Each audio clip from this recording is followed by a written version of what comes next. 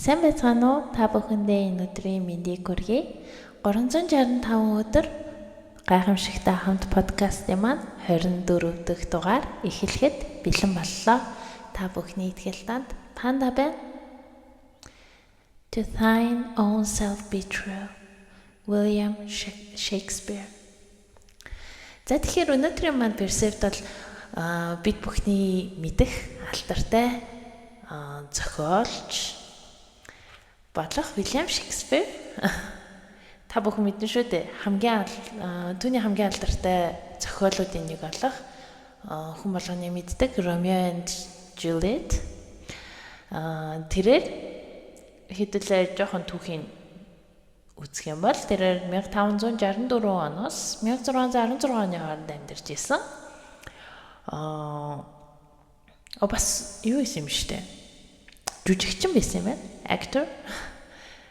Тэгэнгүүт яхаарахгүй түүний бүр ингээд William Shakespeare гэл тэгэхээр Romeo and Juliet гэл шууд толгоонд ингээд нэг автоматар орж ирдэг болсон. Тэгээд яг энэ Romeo and Juliet-ийн хувьд болохоор би өөрөө яг ийм гунигтай төгсгөлж жоохон дурггүй. Нэгэнт одоо амьдрал дээр ингээд үнэхээр их жоохон зовлон те ийм хэцүү зүйлсүүд зөндөө тохиолдож байхад яагаад бид нар ингээд төсөөлөл дотор очихсан ийм гунигтай амьдралыг бас ингээд нэг төсөөлөөд тэрийг ингээд мэдрээд явах ёстой болоо гэж бас миний зүгээс л тэгж боддог.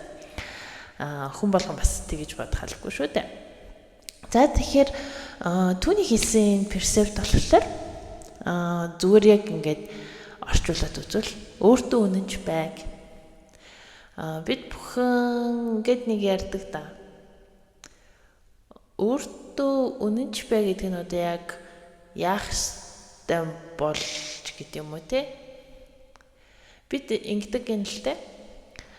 Сэтгэл зүйн хувьд ч тэр ингээд зан характерын хувьд ч тэр хүн альва нэг одоо бусдын ялангуяа нөгөө ойр дотны хүмүүсийн ч юм уу те нөгөө хүмүүсийн хуйлтыг ингээд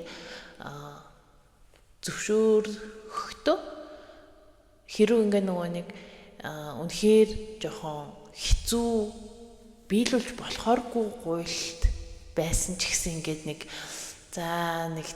за тгий да гэд нэг ингээд нэг жоохон ингээд дотроо юм нэг тийм зөрчилтэй юм шиг байгаад хүлээгээд авчдаг штэ. Яг тийм үед хүн тэгдэг юм л те. Нөгөө нэг бусдын хүснээр өөрийгөө одоо ингээд нийгэмд ингээд үзүүлээд ч юм уу те ингээд нийгэмд ингээд харагдуулаад амьдрах тусам хүн өөртөө үгүй гэж хэлж идэг гинэ. Өөртөө өгсөн амлалтандаа хүрдэггүй. Тэгээд өөртөө цагаа гаргадаггүй. Өөрийнхөө эрүүл мэнд сэтгэл зүйн талаар ингээд нөгөө санаа зовдгүй гэхэд бас хэцүү. Гэтэ тэрийг нөгөө нэгт тавьж ингээд амьдрч чаддаггүй юм байна л та. Тэгэх болгонд одоо ингээд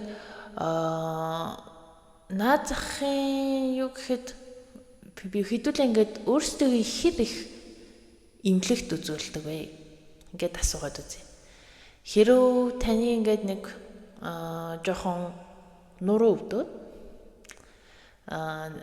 нэлээд удчлаа гэж бодъё л наа. Тэгэхээр та имлэгт үзүүлдэг үү гэд нэг өөрөөс асуугаад үзээрэй. Ер нь дийлэнх нь бол за угаасаа би нэг өдөрт байнгын суугаа ажил хийдэг болохоор өвдөх нь ойлгомжтой дөө. Үзүүлээд ч яхав дээ. Гэтэл яхав ингээд нөгөө эргэн тойрны хүмүүс ингээд хэлдэг штэ. Тэр юм өвдөд яах юм? Тэр юм өвдөөл, энэ юм өвдөөл гэхэд та яадаг уу? Хамгийн түрүүнд чимлэгт үзүүлсэн дээр юм шүү дээ гэд.